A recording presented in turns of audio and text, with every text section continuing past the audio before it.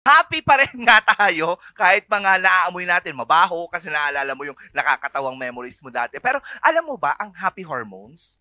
O yung tinatawag nilang yung serotonin. Oo. Serotonin. Madalas nararanasan. Ikaw, madalas ka magkaroon ng serotonin. Oo. Mataas yung serotonin level mo. Nako, Happy Hormone Explained mga ka-MB.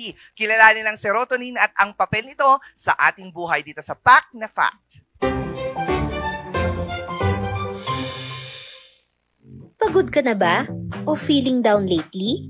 Yung tipong parang wala ka sa mood lagi?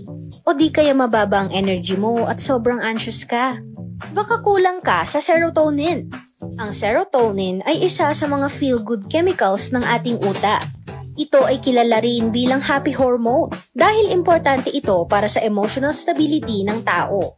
Nakakatulong ito para ma-regulate ang ating mood, pagtulog, gana sa pagkain at pati na rin ang memory natin. Pero saan nga ba tayo pwedeng makakuha nito?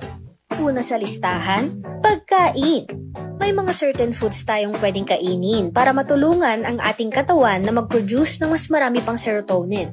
Look for those rich in tryptophan like salmon, eggs, nuts, seeds, at kahit yung paborito mong dark chocolate. Pangalawa, ang sikat ng araw. Mahalaga ito hindi lang dahil nagbibigay ito ng vitamin D, kundi dahil natitrigger din nito ang serotonin production sa utak natin. Kahit 15 to 30 minutes lang ang exposure sa sunlight everyday, sapat na yon para ma-boost ang mood mo. Kaya kung hindi ka pa lumalabas ng kwarto mo, subukan mong batiin ang umaga with a ray of sunshine para sumaya. Pangatlo, exercise.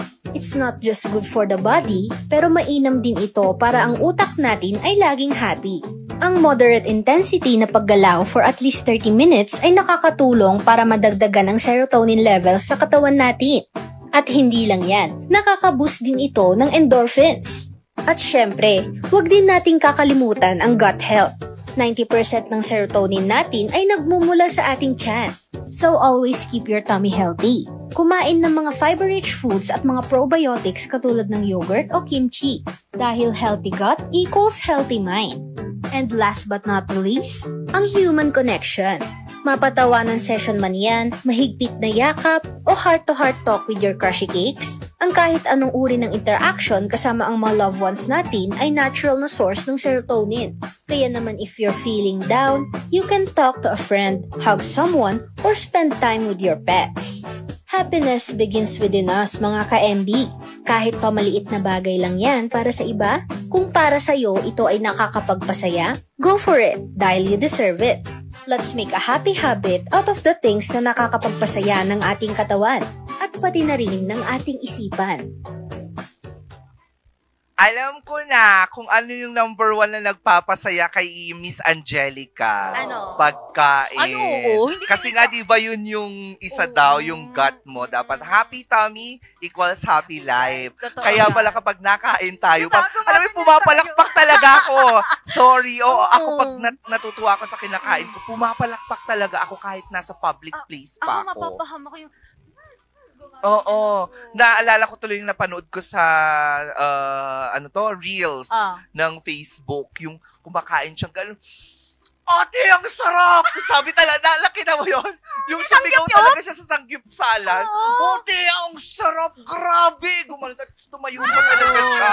Uy, Diba? pero iba talaga ang naidudulot ng food. Yes. At yung may specific na tao na tinatawag mong happy pill mo, na kahit na wala pa siyang ginagawa, wala pa siyang sinasabi, pag nakita mo na siya, biglang umangat yung serotonin level mo talaga. Diba? Meron ka ba nun? Happy? Wala. Ay, meron ngayon! Meron akong happy pill! Secret. Secret? Oo. Sa sobra namang nanood kasi ako ng isang pelikula na naman. Na happy ako doon. Yung Kontrabida Academy. Masaya. Ganon. Yung ano ba? Yung sa may Korean? Yung ikaw! Si Barbie Fortes ang bida. Bakit ako? Sabi ko ba? nakaka-happy. Alam mo ba, over the weekends, what I did was to watch. And that's one happy pill for me as well. Ay, yeah. Watching series, movies, feel-good movies. Ay, totoo yan. Like that. And then you are with someone na friend mo, and then you laugh together about it. Like that. Ay, ako din nanood ako ng Sabado. Anong pinanood mo? Yung kay Rico.